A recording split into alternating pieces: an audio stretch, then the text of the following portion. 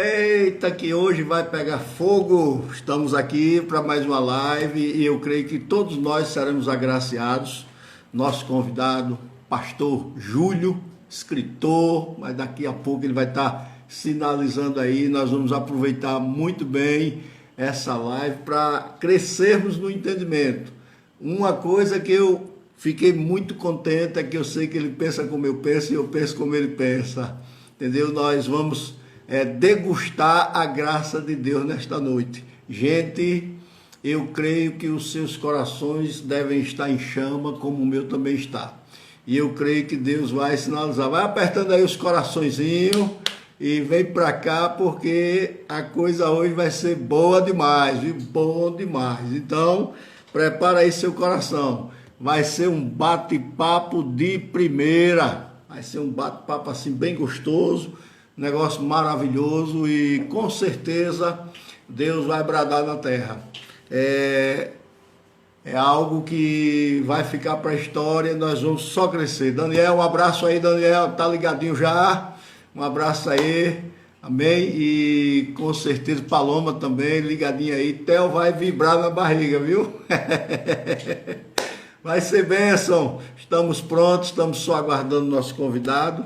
Já conversei com ele e só estou aguardando, daqui a pouco ele vai sinalizar aqui e a gente vai degustar forte essa live. Amém? Vai ser bênção pura. Uhul! Pode ter certeza que o negócio vai ser muito bom. Ok? Seja bem-vinda, Kátia, seja bem-vindo, Tony, seja bem-vindo todos vocês, Ana Virgínia, Márcia, todos vocês, nós só temos a ganhar nesta noite com tudo que Deus vai realizar de bom, de maravilhoso para todos nós. Amém? Olha, gente, quando eu estava mergulhando aqui, lendo aqui, e creio que muita coisa vai ser acrescentada no nosso entendimento, vocês vão degustar de tudo aquilo que Deus vai derramar. Amém? Daniel, dá um toque aí para ele, diga que está pronto também, que eu estou pronto, já estou na live. Amém, glória a Deus. Eu vou dar uma saída aqui, volto já, fica aí. Volto já, rapidinho, viu? Rapidinho, pera aí, é rápido.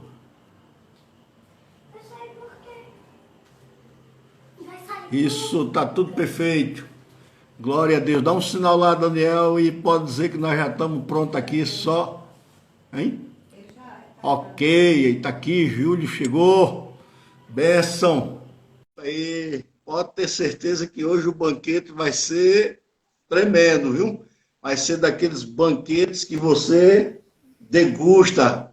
Pastor Júlio César, seja bem-vindo. Pastor Jorge. Juntos, viu? Amém, é um prazer, é um prazer. Obrigado pelo convite, obrigado aí pela oportunidade, é um prazer estarmos juntos, né? E louva a Deus pela sua vida, muito obrigado. Amém, muito obrigado a você também, para quem não conhece, pastor Júlio César, pastor, escritor e Amém. Conferencista hoje. Amém. Graças a Deus, Deus enlargueceu Amém. Abriu um leque, né? E quando nós aí, falamos pastor, que era você que ia estar aqui conosco, os jovens vibraram também, viu? Amém, E uma eu coisa fico que eu feliz. fico feliz é que você pensa como eu penso e eu penso como você pensa. Então nós temos muito para enriquecer. Com certeza, estamos conectados, né? Amém. Estamos alinhados nessa conexão aí de reino, de propósito, da vontade de Deus, né? Do reino de Deus. Claro. E é isso que nos une, com certeza. Você não acredita no acaso, eu também não acredito. É isso aí, meu pastor. Eu não acredito no acaso. Eu acredito no propósito de Deus estabelecido. Eu não acredito em sorte, eu não acredito em acaso, eu não acredito em horóscopo, eu não acredito nos astros. Eu acredito na vontade de Deus. Eu acredito que todas as coisas cooperam para o bem daqueles que amam a Deus e que caminham segundo o seu propósito. Glória, aleluia. Agora, Glória a grande pergunta que não quer calar. A grande pergunta que não quer calar. Eu faço o meu destino ou Deus faz o meu destino? Eita, pastor, grande pergunta, grande pergunta. Grande pergunta. Pastor, são as nossas decisões dentro da vontade de Deus que norteiam o nosso destino, né? Amém. Existe um propósito estabelecido por Deus, existe a vontade de Deus, mas existe as escolhas que nós tomamos dentro da vontade de Deus. Um exemplo disso é Sansão, né? E Sansão foi um daqueles que teve um grande propósito na sua vida, cumpriu o propósito de Deus, porque sempre quando existe arrependimento, existe a vontade de Deus estabelecida, porque a vontade de Deus ela se estabelece quando existe arrependimento.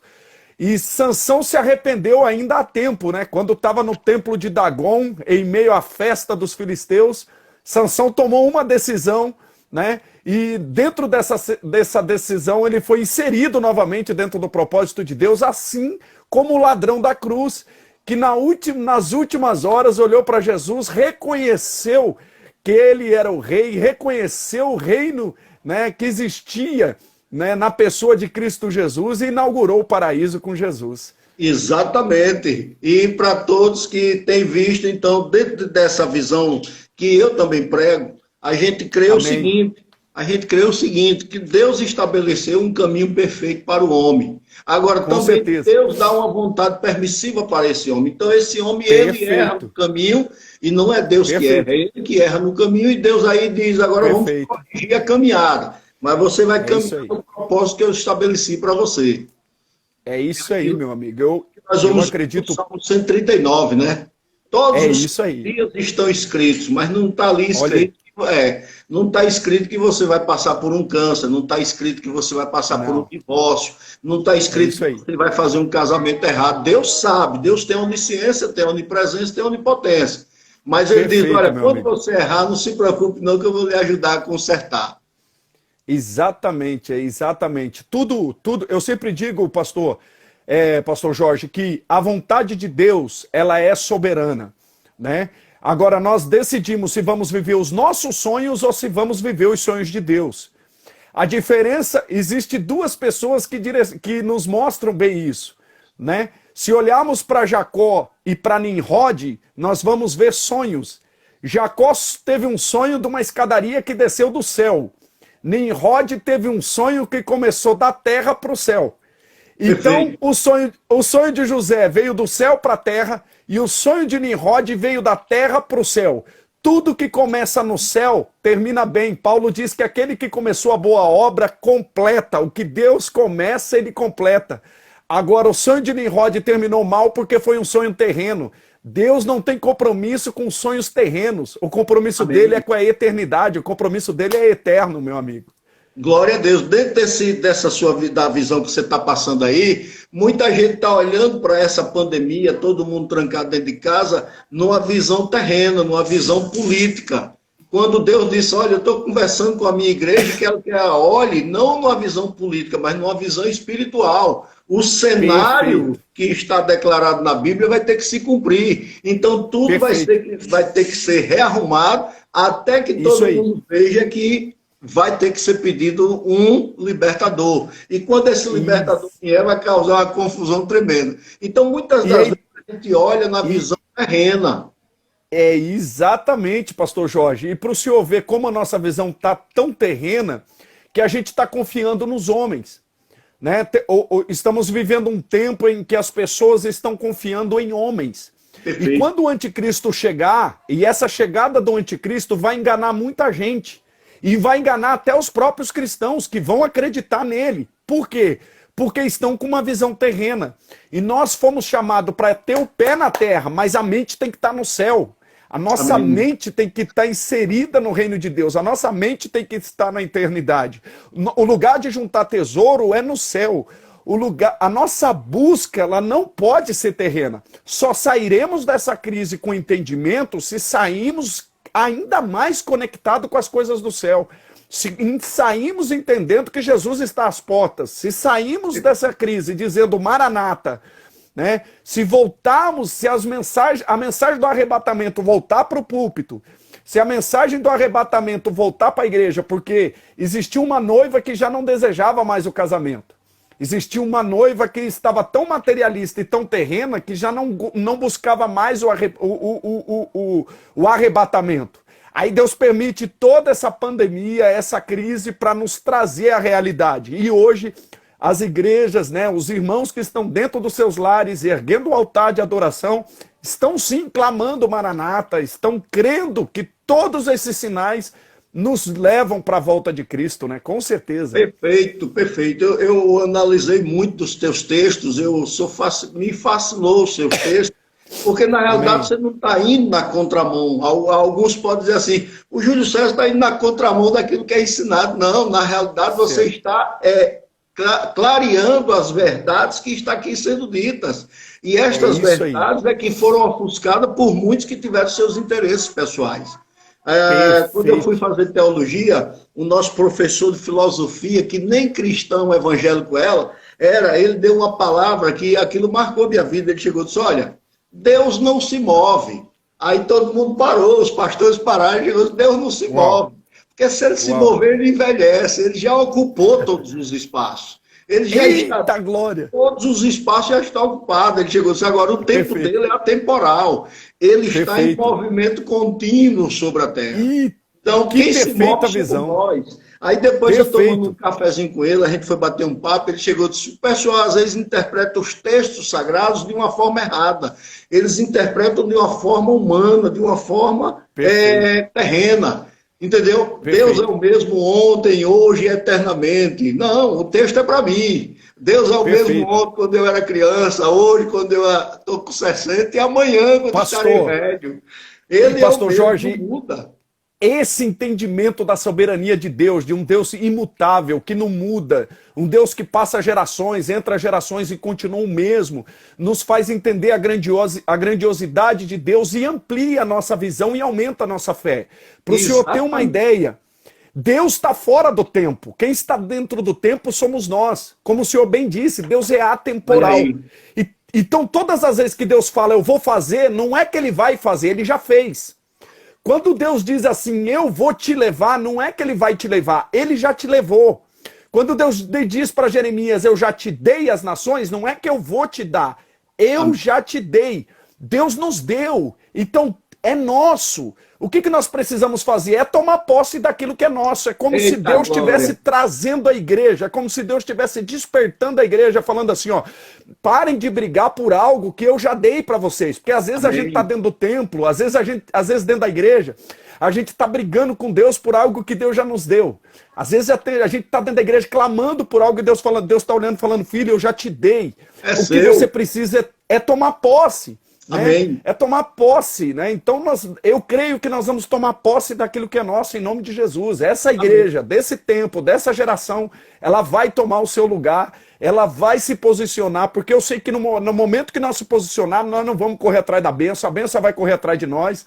Nós não vamos precisar se mover, nós vamos entender que Ele está em todos os lugares, Ele está em todos os cantos, Deus é imutável, Ele é soberano, e aonde tem um adorador, Ele está lá, onde tem 2 ou 3 juntos, Ele está lá, onde tem alguém clamando, Ele está lá. É esse Deus que eu crio, é nessa soberania, nessa grandiosidade desse Deus imutável e maravilhoso. Amém. A mentalidade humana, então, ela tem que ser modificada. E não querer fazer aquilo que Deus já fez. Porque Deus disse, ó, já está tudo feito, está tudo consumado. A última coisa que eu fiz foi rasgar o véu do templo. Só para mostrar para vocês que quando eu rasguei o véu do templo, a arca não estava lá. Já tinha desaparecido faz tempo. Então vocês abriram os olhos, as escamas caíram e o pessoal lá disse, cadê a arca? Ele chegou, essa arca agora está dentro. A arca está dentro, não precisa mais procurar. Amém? Isso aqui é um templo feito por mãos não humanas, mas por mão divina. Ele chegou e disse, quem tem que ter medo de vocês é o diabo, não é vocês que têm medo do diabo. O diabo, quando vê vocês passeando na rua, ele nem lhe vê, nem lhe enxerga. Aí o camarada toca assim, às vezes eu vou pregar nos lugares, eu digo, meu irmão, o diabo não sabe nem onde você mora, não sabe nem onde você está. Aí não o cara fala, então me explique isso. É que eu estava no reino de treva, eu estava no reino de pecado, e de repente me pegou com mão forte, me transladou, me fez sumir e me levou para um reino de luz. E eu estou lá, e o diabo ficou, cadê Jorge Abreu, cadê Jorge Abreu, cadê Júlio César? E procurando, não encontrou, e disse, ó, procure esses dois homens, porque eles sumiram, não pode sumir assim. Amém. E aí os capirotos Amém. começaram a procurar, é um exemplo, né? Procurando, É, daqui mas a é isso, pouco mas é isso. viu um anjo com a espada de fogo, aí olhou e disse, Miguel, me deu a informação, você viu Júlio César e Jorge Abreu? Ele chegou e disse, eles estão escondidos no esconderijo do Altíssimo. Eita glória, pronto, é Nós isso, estamos pastor Jorge. escondidos em Deus. Eu creio nesse nível de entrega, pastor Jorge, porque o senhor falou algo aí que resume tudo, nós precisamos transformar nossa mente, nós precisamos de É uma o que Paulo metanoia. tenta, né? Isso, porque a gente tem toda essa dimensão de querer trabalhar, de querer fazer. A gente quer ter o controle, a gente quer ter mérito, e na graça não existe mérito, na graça não Amém. existe trabalho. Por que quando Deus tira o povo do Egito e leva para Canaã, Deus coloca um deserto no meio? Por que Deus... Porque se Deus não colocar um deserto no meio, a gente vai entrar na terra prometida querendo trabalhar, querendo fazer. A gente vai querer construir tijolo, a gente vai querer construir para Faraó. A mentalidade de escravo está tão impregnada. E Deus permite a crise, Deus permite o deserto, Deus permite a crise para tirar, essa mentalidade, dizendo, filhos, em mim vocês não fazem, eu faço por vocês. Na terra prometida vocês não trabalham, eu que trabalho por vocês. Na terra prometida vocês não abre a tua boca que eu te encherei. Na terra Aleluia. prometida, eis que vos dou poder para pisar na cabeça da serpente. Ainda que você beba alguma coisa mortífera, não te toca. Na terra prometida eu te guardo. Na terra prometida eu cuido de você. Se o Senhor não vigiar a casa, em vão vigia os que cuida. Na terra Aleluia. prometida você está protegido, você está debaixo da graça. É esse posicionamento que nós precisamos nesses dias. Entrar debaixo da graça. Porque se nós entrarmos debaixo da nuvem da graça, nós vamos entender o nosso lugar em Deus como igreja. E se nós entendemos o nosso lugar em Deus como igreja, pastor Jorge, nós vamos se tornar uma bomba no Brasil, nós vamos se tornar uma bomba de avivamento no Brasil. Não tem demônio que para a gente, não tem demônio que para a igreja. O segredo é entrar debaixo dessa graça, o segredo é mudar a mentalidade, o segredo é entender que a crise é Deus nos preparando para um novo nível, é Deus nos preparando para entrar na terra prometida, o deserto, é Deus nos ensinando que a provisão é dele, é Deus nos ensinando que aqui tem maná, aqui tem carne fresca, né? Aqui tem água fresquinha para nós. O deserto não é para a gente morrer, é para nos preparar para coisas grandes que estão por vir. Deserto é processo, meu amigo. Amém. E processo é propósito. Glória a Deus, eu creio assim, rapaz. Eu estava esses dias, eu estava orando, como eu sou o presidente dos pastores aqui, o Conselho de Pastores, e aí muito pastor divide as opiniões. Aí, rapaz, a gente precisa cobrar do governador, a gente precisa ir lá, a gente precisa ver como é que a gente liberta a igreja. Aí, aquela pandemônia, né? E a gente fica travado entre um e outro, a opinião de um e de outro. Fui orar, fui dormir, Deus disse, quem tem o controle, é você ou eu? Eu cheguei e disse ao Senhor, quem é o maior interessado em manter a igreja aberta? Sou eu ou sou você? Eu cheguei e disse ao Senhor, ele chegou e disse, e se eu estiver guardando a minha igreja? Você vai interferir? Deixa quieto, rapaz, essa peleja não é sua, essa peleja é minha. Ele chegou e disse, sabe por que é que eu toquei no coração de Faraó e disse a Moisés, eu vou endurecer o coração de Faraó. Moisés não foi lá enganado, não. Ele disse, eu vou endurecer o coração dele, porque eu serei glorificado nele e no Egito. O Egito é a maior potência, eu vou mostrar para ele que eu sou Deus. Ele chegou e disse, quem endureceu o coração dos governantes no mundo foi eu. Se eu não boto o decreto, minha igreja está na rua e ela estava suscetível a ficar doente, porque o vírus existe. Eu quero vocês dedicados, porque eu quero falar com ela. Descansa, vai dormir, amanhã é um outro dia. Essa é a realidade que a gente tem que entender. Deus está no controle ou não está? Então, se ele está, descansa. É porque a gente gosta de umas frases de efeito. Nós como cristãos, a gente gosta de dizer isso apenas como uma frase de efeito, e muitas das vezes é só uma frase de efeito. Ah, Deus está no controle. Mas às vezes a gente está tomando direção do nosso jeito, nós estamos fazendo do nosso jeito, nós estamos à frente tomando decisões do nosso jeito. E Deus não trabalha com forma, Deus trabalha com formas. Existe uma multiformidade no trabalhar de Deus. Então o que cabe a nós, pastor, como o senhor falou, pastor Jorge, é acreditar. Ou a gente acredita que Deus está no controle ou não. Porque Amém. Quando tudo dá certo, é fácil falar que Deus está no controle. E agora quando Deus endurece o coração de Faraó? E por que Deus endurece o coração de Faraó? Primeiro, para o nome dele ser glorificado, foi o que o senhor falou. E segundo, para testar a fé do povo. O povo precisa, nós precisamos que a nossa fé seja testada. Deus faz as coisas piorar para levar a nossa fé para níveis que talvez a gente nunca viveu nele. E Deus permite, Deus nos leva. Porque existe, pastor Jorge, existe crises que nós entramos por não deixar Deus no controle. Porque tem crise que não foi Deus que nos colocou. Tem crise que a gente entrou porque não ouviu Deus. Olha aí, é isso mesmo. Tem guerras que a gente está lutando que Deus não mandou. Tem batalha que a gente entrou que Deus falou, ó, você está se desgastando aí numa guerra que eu não te mandei. Você está lutando uma guerra que eu nunca mandei você entrar nela. Porque nem toda guerra, pastor, a gente ganha lutando. Exatamente. Tem guerra, pastor Jorge, que a gente ganha fugindo. José ganhou uma guerra fugindo dela. José fugiu de uma tentação, uma batalha. E ele ganhou como? Fugindo. Tem guerra que a gente ganha fugindo. Tem guerra que a gente ganha no silêncio. Nessa batalha, nessa batalha vocês não batalham. Eu vou batalhar por vocês. Tem guerra que Deus batalha por nós, a gente ganha ela no silêncio. A gente ganha ela escondido. Tem batalha que a gente ganha no secreto, sem lutar. O senhor já ganhou guerra sem lutar, o senhor sabe disso. Eu já ganhei guerra sem lutar, sem gastar uma força. Sem gastar uma energia. Por que a gente, às vezes, a gente fala que Deus está no controle e a gente está lutando uma guerra que Deus não mandou? A gente está num confronto que Deus não... Às vezes a gente está numa guerra com um parente, batendo boca, e Deus fala, filho, se você tivesse vigiado, você não tinha entrado nessa batalha. Então tem crise... Aí, tem crise... casamento... Tem crise... Aí, pastor Jorge, isso é disso que nós precisamos entender. E é nesse nível que Deus quer que a gente ande. É da gente recuar numa batalha, é da gente silenciar no meio de uma batalha, é a gente entender que tem batalha que a gente entrou porque a gente falou demais, a gente conversou demais, a gente deu munição para Satanás. Por que não silenciou? Porque Exatamente. Tem coisa que Deus revela no secreto para nós que precisa ficar no secreto. Tem coisa que Deus fala para nós no secreto que é para ficar no secreto. Por que a gente vai falar para os outros? Por que a gente vai esparramar? Às vezes, Satanás está minando um projeto nosso porque a gente deu munição para ele. Porque Exatamente. A gente falou. Tem gente que está sendo caluniado porque contou o projeto, tem gente que está sendo perseguido porque deu munição para o inimigo. Perfeito. E eu preciso agir, pastor. Por isso, é nesse nível que Deus quer que a gente entre. Só entre numa crise se Deus entrar com você.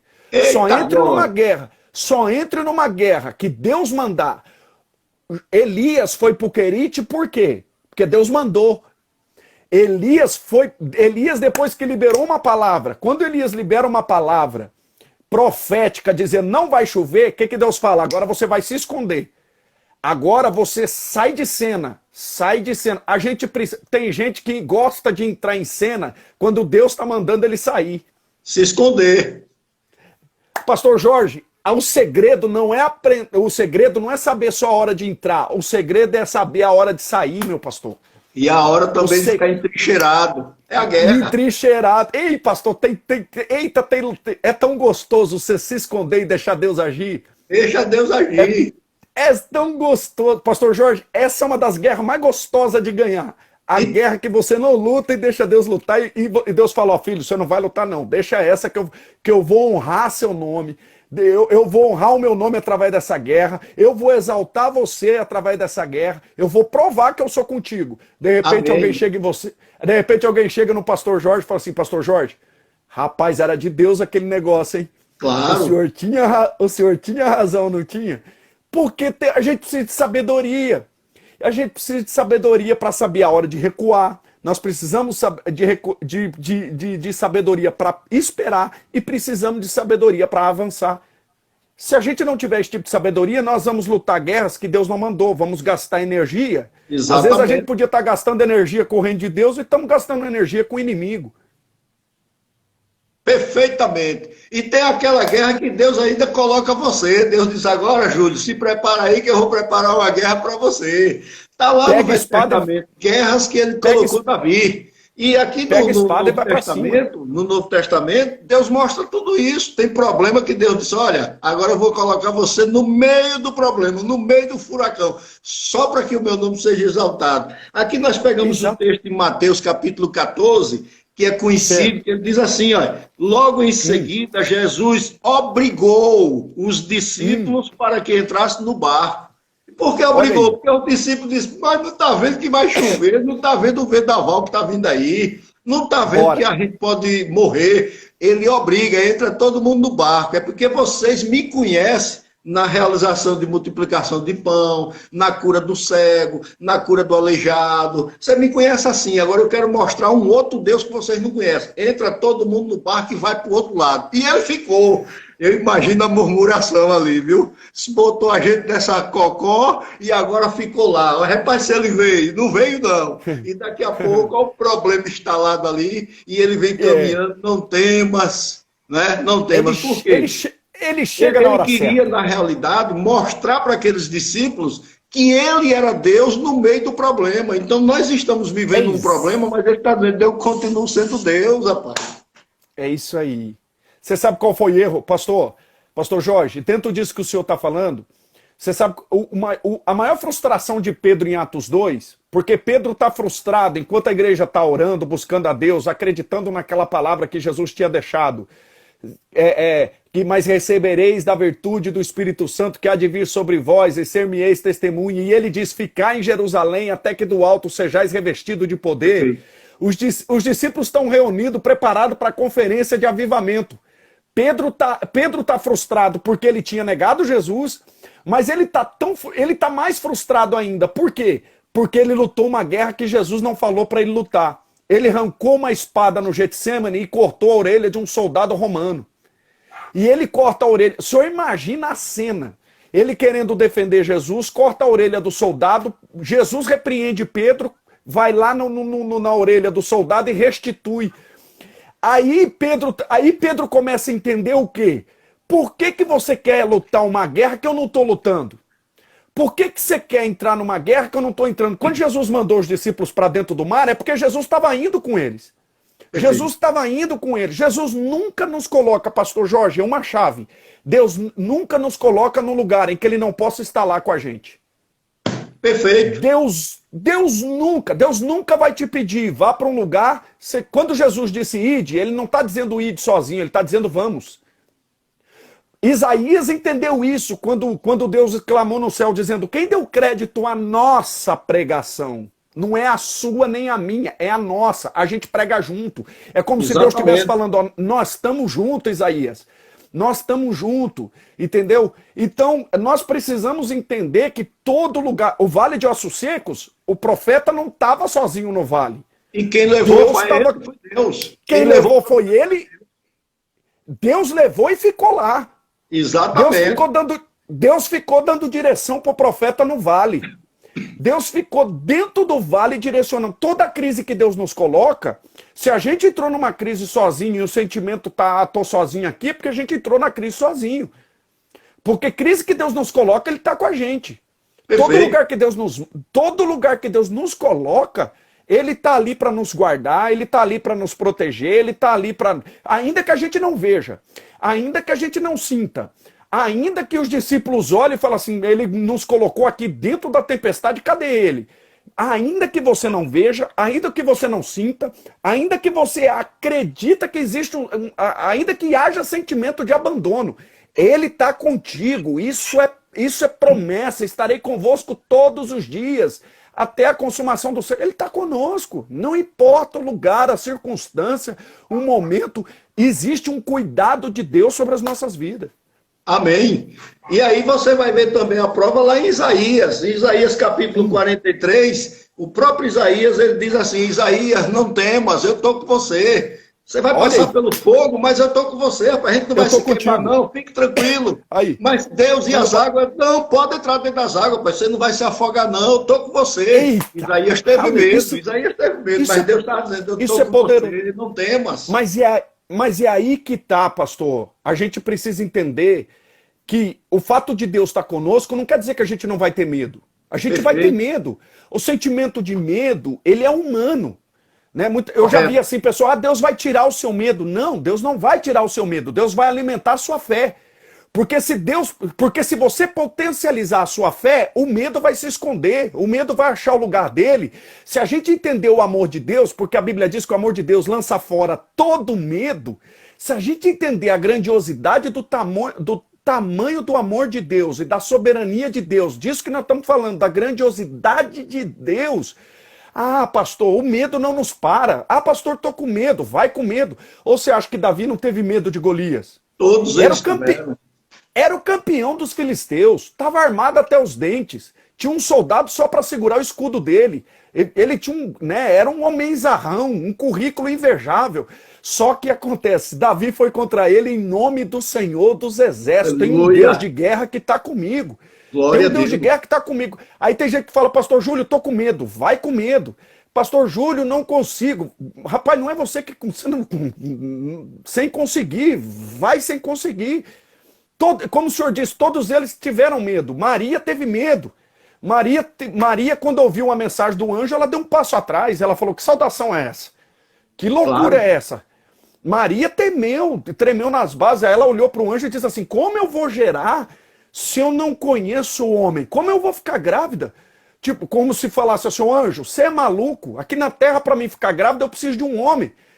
Aí o anjo diz assim, ó, descerá sobre ti o Espírito Santo e o Uhul. poder do Altíssimo te cobrirá. Amém. Quando o anjo liberou essa chave, ela diz, eis aqui a serva do Senhor, cumpra-se em mim Aleluia. segundo o seu propósito. Se eu tenho, eu não, pastor, não preciso de mais nada. Maria entendeu, eu só preciso do Espírito Santo. Ele está comigo? Tá, bora. Se eu tenho a presença do Espírito Santo, ninguém me para. Se eu tenho a presença do Eita Espírito Santo, glória. demônio nenhum me para, medo não me para, o desejo de desistir não me para, não. Eu vou para cima. Amém. E eu vejo uma coisa interessante, quando a gente vê essa questão de Maria, isso dá pregações para mais de 3, 4 horas.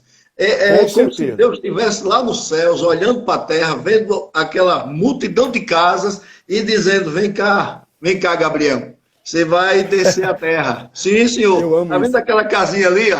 Não é aquelas outras, não, é naquela casa ali. Ali tem uma jovem de mais ou menos uns 17, 18 anos, chamada Maria. Você Eita, diz para ela que eu vou descer a terra, o Emanuel, Deus conosco vai descer a terra, ela vai ficar grávida e que não vai coisa ser o linda. que vai tocá-lo, mas vai para lá. Eu acho que Gabriel olhou assim e disse, mas Senhor, que mensagem esquisita é essa? Ele chegou e disse, mas é assim mesmo, vai para lá que ela vai ser convencida. Então, o que é que a gente vê com isso? Deus sabe onde você mora, Deus sabe onde eu moro, Eita, sabe nossa ele sabe o necessidade, nosso endereço, sabe sem dos nossos dúvida. convites. Em meio a tudo isso, Deus está dizendo: não temas. A mesma coisa que ele É disse a isso. Isaías: não temas, fique em casa. Quando eu abrir Isso. as portas, vou fazer como fiz no Egito, vou transferir as riquezas de volta para suas mãos.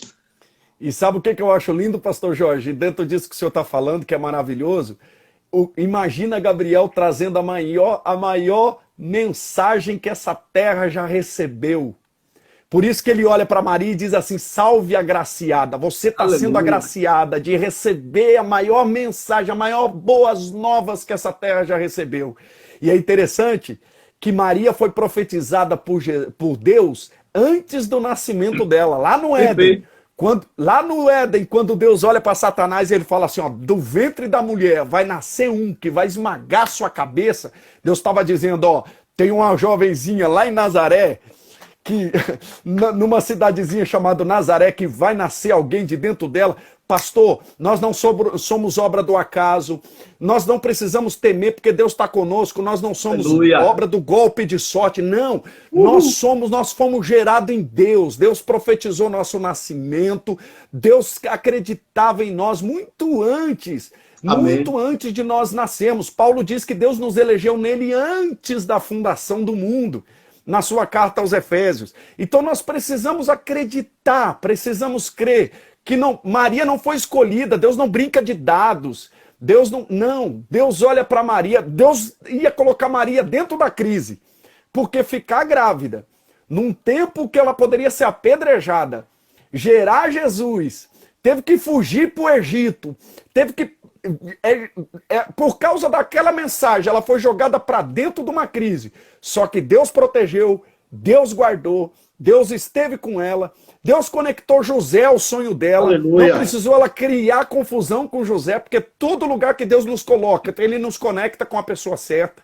ele nos conecta com os lugares certos. Se for preciso, Deus esconde-nos no lugar certo. Deus escondeu Jesus no lugar certo, Deus escondeu Maria, Deus escondeu José, mas o propósito de Deus não pode ser frustrado. Você que está nessa live, os planos de Deus na sua vida não vão ser frustrados, não importa o tamanho da crise que você está enfrentando, não importa o tamanho da dificuldade que você está enfrentando, ninguém, como diz o pastor Jorge aqui, o que Deus confiou para você vai acontecer em nome de Jesus. Nós cremos assim, amigo. É assim que a gente tem que crer, mudar a condição e ver que este Deus é maravilhoso. Aí muita gente diz, eu tenho que fazer alguma coisa para Deus. Deus está dizendo apenas fica sentado nas regiões celestiais e descansa. E desfruta do que eu já fiz. Faz calo nessa cadeira, descansa. E tem gente que está correndo atrás. E ainda tem o outro que diz, olha, quer conseguir alguma coisa de Deus? Vai adorar, vai adorar. Deus habita no meio da adoração. Não, Deus quer que apenas que você mantenha um estreito relacionamento com Ele, de confiança. Claro. Só isso que eu creio. Deus não precisa da nossa adoração, pastor Jorge. Deus não precisa de nós. Se já tem os anjos que adoram, por que Deus não criou-nos para a adoração dele? Não. Aleluia. Deus nos criou para domínio. Quando Deus criou Adão, Deus não olhou para o homem e falou assim, agora vocês me adoram. Não. Deus falou para o homem, domina a terra. Vocês foram chamados para ser reis e sacerdotes. Está lá no Apocalipse. Vocês foram chamados para governar, para exercer domínio. Aleluia. No Éden, o Éden não é lugar de trabalho, é lugar de relacionamento. Amém. O jardim, meu amigo pastor Jorge, não é lugar de trabalhar. O problema é que a gente quer fazer para Deus e tem gente fazendo sem se relacionar. Eita, você não foi chamado para fazer, você foi chamado para se relacionar. Tem intimidade com Deus, se relaciona com Deus. A gente, não é Deus que precisa da minha adoração, é eu que preciso adorar. Porque quanto mais eu adoro, mais conectado com Deus estou. Amém. Não é Deus que precisa da minha adoração, Deus é suficiente nele. Deus olha para dentro dele, Deus é suficiente nele. Agora, quando eu olho para Deus, não tem como não adorá-lo, não tem como salmodiar, não tem como cantar um louvor, uma música, não tem como ser a canção, porque é um tempo, pastor Jorge, de não cantarmos uma música, é tempo de sermos a canção. Não é mais tempo de pregarmos um grande sermão, é tempo de sermos o sermão, é tempo de sermos carta viva desse Deus poderoso e soberano.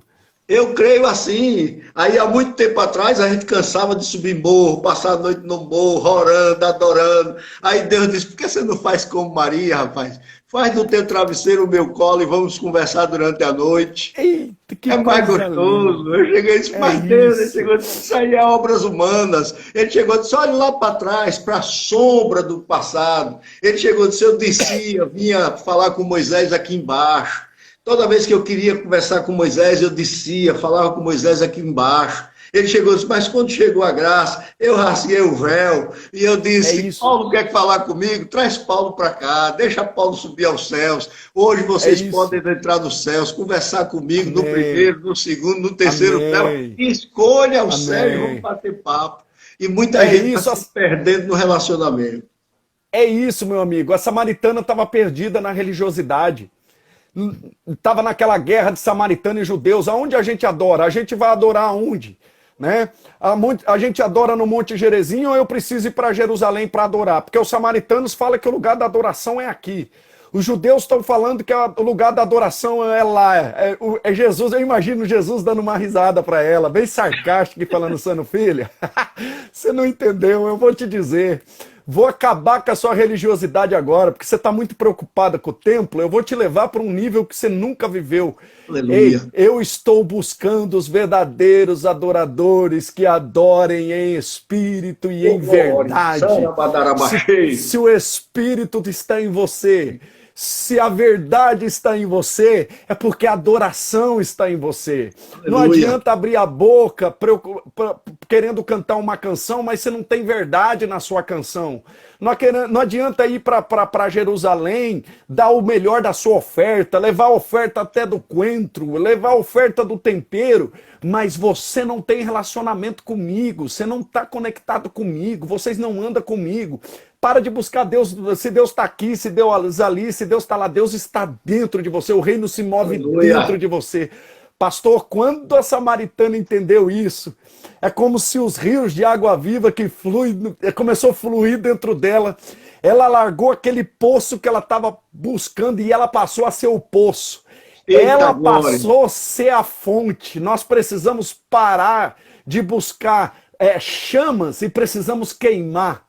Nós precisamos de parar de buscar água e precisamos ser a fonte, aleluia, ligada na fonte eterna. Deus derrama a cachoeira do céu em nós e nós derramamos nas pessoas, dizendo para elas, vem, como diz os discípulos na porta da Formosa para aquele paralítico, olha para nós. Olha para nós, eu tenho água que vai levantar você daqui. Levanta e anda em nome de Jesus. Aleluia. Essa é a palavra, meu amigo, que caia por terra toda a religiosidade nessa nação, que caia por terra todo o misticismo, todas as heresias, essas coisas errôneas que foram pregadas até aqui, disseminado na vida de muitos crentes, e que nós possamos entender que a fonte está dentro de nós e ela salta para a vida eterna. Aleluia! E o evangelho é coisa muito simples. Quem complica é os homens. E Deus nas entrelinhas, o próprio Jesus nas entrelinhas, ele mostrou esse evangelho real, simples, natural. Ele mostra, por exemplo, quando o soldado romano chega ali na presença de Jesus, se prostra, diz, Senhor, eu estou com meu servo em casa, eu não sou digno nem que o Senhor entre na minha casa, mas eu sou um homem de palavra, eu sei que quando eu dei uma ordem ao meu soldado, vá lá e prenda, ele prende, quando eu digo vá lá e liberta, ele liberta. Eu sei que eu não sou digno de que o Senhor entre na minha casa, mas basta uma palavra tua. Eu já reconheço a sua autoridade. Uma palavra tua. E eu tenho certeza que vai acontecer. Jesus olhou para ele e disse, meu amigo, esta é a fé que eu estou implantando aqui na terra. Olha, é tudo que eu estou querendo que todos entendam. Eu ainda não vi tamanha fé como toda a nação de Israel. Vá, teu servo está curado. Espera aí, Senhor. Eu estava brincando. Tem uma fitinha para eu botar no braço? Não, para eu levar? Vá, rapaz, teu servo está curado. Não tem um pacotinho aí de sal grosso ou de arruda. O senhor não quer que eu faça uma campanha pelo menos de 7 terça-feira? Deixa eu fazer uma campanha de 10 quinta-feira. Era só isso. Não tem uma água de Jerusalém. Não tem uma água batizada. Não preciso ir lá para Israel batizar no Jordão. Não tem uma água. Não, você não precisa de misticismo. Você precisa só de uma palavra. Só de uma palavra. O senhor liberou a palavra? Eu liberei a palavra. Ele está curado. Chegou lá. Quando ele foi chegando, já disseram a ele, aí teu servo se levantou de um pulo. Amém. Que hora isso aconteceu, olha? Que hora isso aconteceu? Tal hora ele chegou, disse, era a hora que eu estava conversando com o mestre, é a hora que ele liberou a palavra. E Deus hoje está dizendo para mim, para você, para todos que estão assistindo essa abençoada dessa live, basta você crer na minha palavra, tua palavra, a palavra de Deus, ela tem que se cumprir. Então, quando nós abrimos a palavra, quando nós abrimos nossa boca, quando nós liberamos essa palavra, ela é ligada nos céus. Deus só está buscando o homem de fé. E o homem e a mulher de fé estão aqui ligadinhos na palavra de Deus. É isso, meu amigo pastor Jorge. O segredo, o senhor falou tudo, é a fé. Sem a fé ninguém verá a Deus. Sem fé é impossível agradar a Deus. Então nós se movemos por fé, nós andamos por fé e não por vista. Nós andamos nessa fé, nós cremos nessa fé. Perfeito. Não precisamos de rótulos humanos, não precisamos, igual o senhor falou, precisamos da palavra. Precisamos acreditar na palavra, o evangelho, o reino de Deus é simples, ele verte de dentro para fora. Não há nada que você faça que possa te fazer Deus te amar mais. Eita, não há nada que você possa fazer que Deus vai te amar menos. Não há nada que você possa fazer que possa surpreender Deus. Não, você nunca vai pegar Deus de surpresa. É verdade. Você nunca vai poder potencializar uma ação de Deus. O que Deus faz já é grandioso. Tudo que vem da parte de Deus é grande. Tudo que vem da parte de Deus é grandioso. Deus não tem nada pequeno para ninguém. Voltando para Maria, quando o anjo leva a mensagem para Maria, ele diz assim, ó, do seu ventre vai nascer um, que o trono de Davi, qual é o maior rei de Israel hoje? Davi. Então o trono de Davi vai ser dele. O que eu estou gerando dentro de você é muito grande. O que Deus gera dentro de nós é muito grande. Mas nós precisamos acreditar que mesmo sendo grande, ele se move de maneira simples e pequena. A fé, nós não precisamos de fé para mover só as coisas grandes. Nós precisamos de fé que mova as coisas pequenas. Porque a fé, se tivermos a fé do tamanho de um grão de mostarda, uma coisa pequena, a gente precisa mover essas coisas pequenas e acreditar que as coisas pequenas nos coloca na presença de Deus. Nós não podemos desprezar as pequenas coisas que Deus faz. Né? Ser fiel no pouco é pouco, sobre o muito eu te colocarei. Se a gente acreditar e sermos fiéis nas pequenas coisas e temos fé para mover as pequenas coisas, as grandes virão. Então eu creio nisso, pastor, eu creio nisso. O que Deus gera a nós é grande, pastor Júlio, é grande, mas por que eu não tomo posse? Porque existe um passo de cada vez que a gente vai dando. Verdade. É grande, mas começa pequeno. Jesus não apareceu com 33 anos, com 30 anos, melhor dizendo, na frente de João Batista para ser batizado. Não, ele nasceu no ventre da mulher para mostrar para mim e para você que tudo no reino de Deus, por mais grande que seja, começa pequeno. O que nasce grande é monstro. O que nasce grande, no reino de Deus as coisas pequenas. Ministério começa pequeno.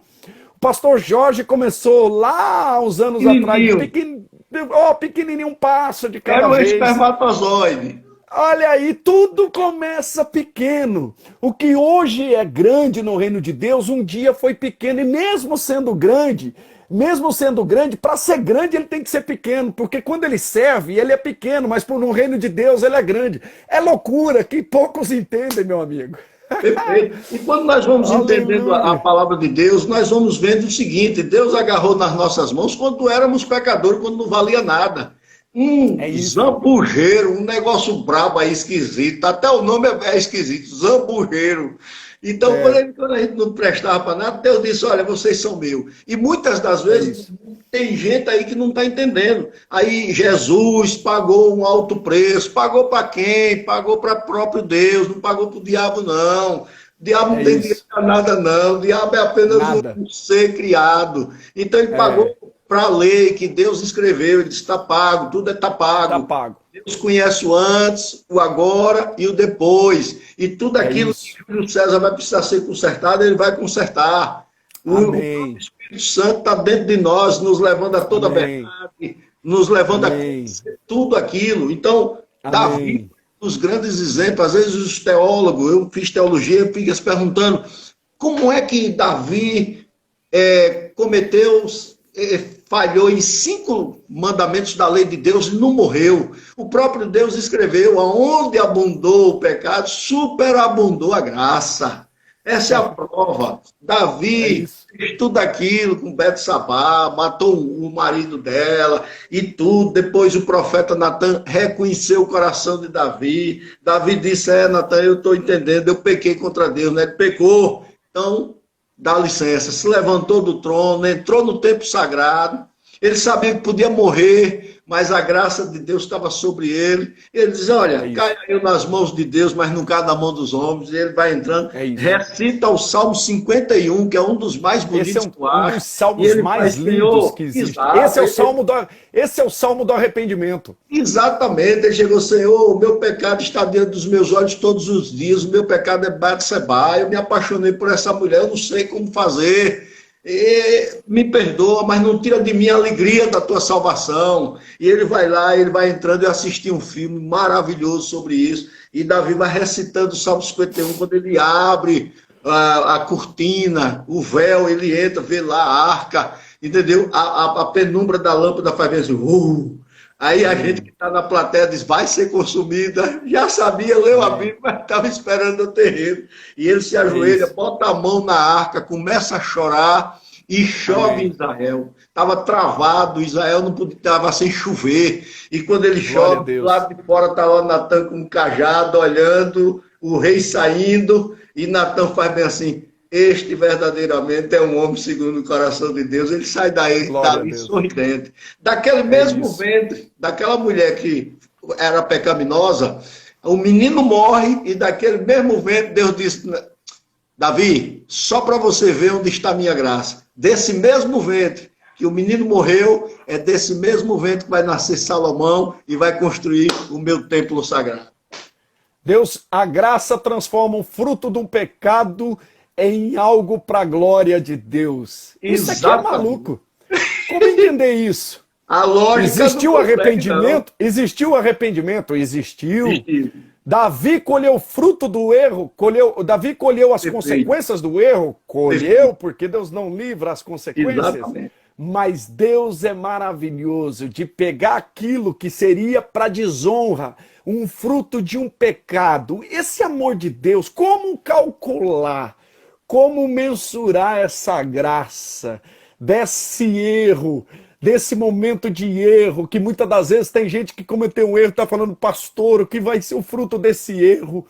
Pastor, o fruto desse erro vai ser para desonra, eu vou ser envergonhado. Se você se arrepender, Deus tem a capacidade de fazer um Salomão dentro de você ser gerado para a honra e glória do Senhor. O homem mais sábio que já pisou nessa terra, o homem que deu continuidade, construiu o templo que o Pai sonhou, um homem que foi um homem muito bem sucedido, um homem que foi abençoado por Deus, ainda que depois cometeu alguns deslizes, mas Deus deu a ele a oportunidade da graça. Amém. Deus deu a ele a oportunidade de reinar sobre Israel e ter uma colheita abundante. Eu creio nisso, pastor, aonde abundou o pecado, superabundou a graça. Eita, Deus poderoso, Deus maravilhoso, Deus grande, Deus eterno. Deus, quando pegou Júlio, ele já sabia o que ia fazer com Júlio. Amém. Eu sabia. Amém. Ia estruturar você, como ia levar você pelas nações, como você se tornaria conhecido. Ele disse, isso aqui é um tição tirado do fogo para levar a minha palavra. Amém? A mesma coisa que ele disse de Paulo, é a mesma coisa que ele diz de você, é a mesma coisa que ele diz de mim, é a mesma coisa que ele diz de todos que estão assistindo essa live. Deus, na nossa vida, nada que nós estamos pregando aqui, falando e os outros escutando, é em vão. Deus está construindo alguma coisa que no momento certo ele vai revelar ao mundo. Amém? Vai revelar ao mundo. Amém. Eu creio. Um dia chegaram em Jesus e disseram assim, Senhor, o que o Senhor pensa acerca de João Batista? Ele falou, o que vocês estão procurando? A quem vocês vieram buscar? O quê? Um caniço no deserto? Quando Jesus disse o caniço no deserto, Jesus estava falando de uma espécie de bambu que cresce só no deserto. E quando vem a forte areia, essa areia vem e o bambu se esconde debaixo da areia. Perfeito. Mas quando o vento sopra, o bambu levanta de novo. Ou seja, caniço no deserto é a flexibilidade de João. Ele está enraizado de maneira tão profunda que ainda que venha a tempestade de areia, ele pode até se curvar, mas ele não quebra. João é o caniço no deserto. Pastor Jorge é um caniço no deserto. Pastor João é um caniço no deserto. Você que está ouvindo essa palavra, Você é um caniço no deserto. Amém.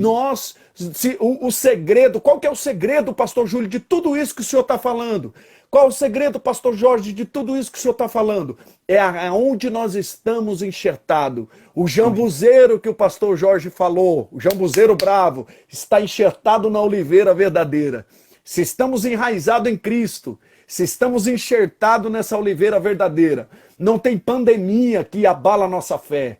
Não tem crise que nos tira do foco, do propósito que Deus tem para nós. Não tem o que disseram, o que falaram, a crítica, a calúnia, a perseguição.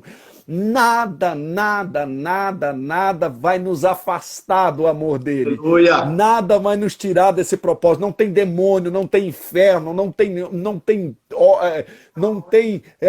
demônio, não tem potestade. Nada nos tira do propósito, porque estamos enraizados nele. Se as nossas raízes, a crise revela onde estamos enraizados.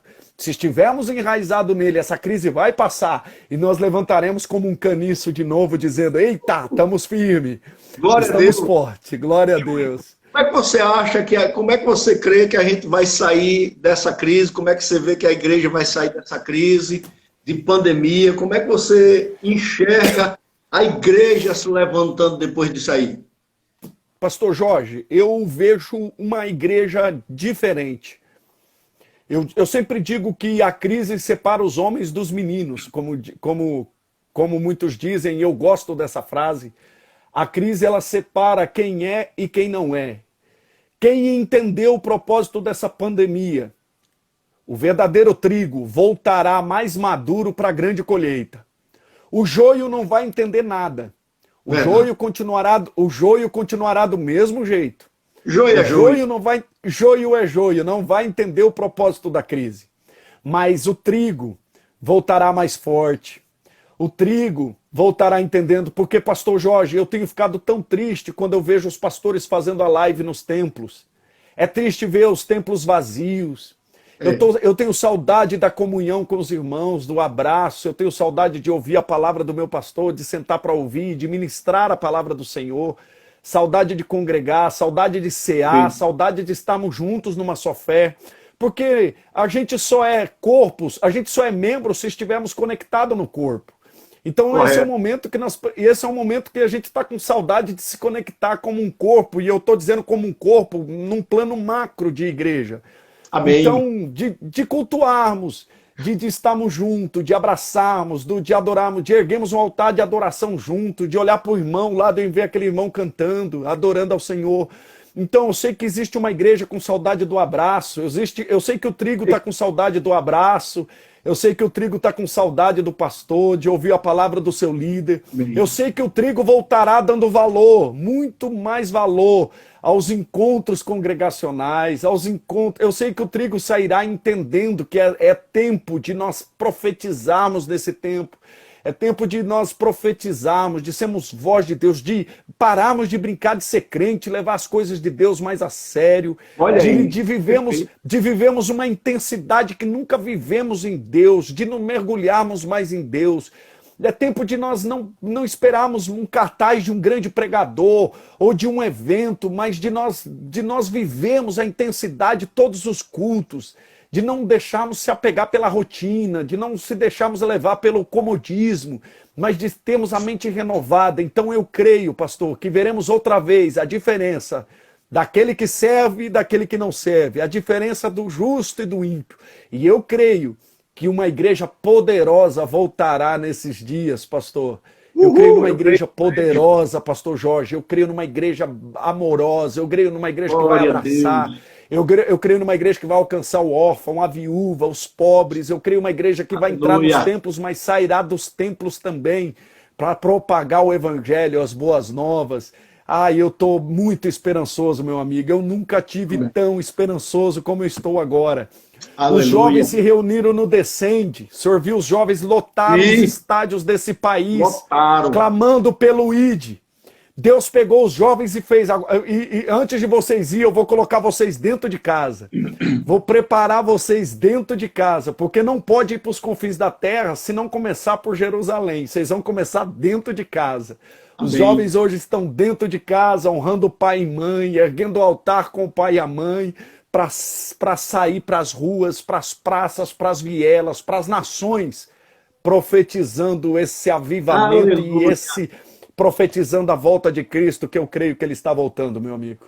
Glória a Deus. Pastor Júlio, foi uma honra falar com o senhor. Meu pastor, o prazer foi meu, pastor. E Amém. Com certeza nós estaremos visivelmente, fisicamente juntos aqui em Aracaju. Será uma honra recebê-lo.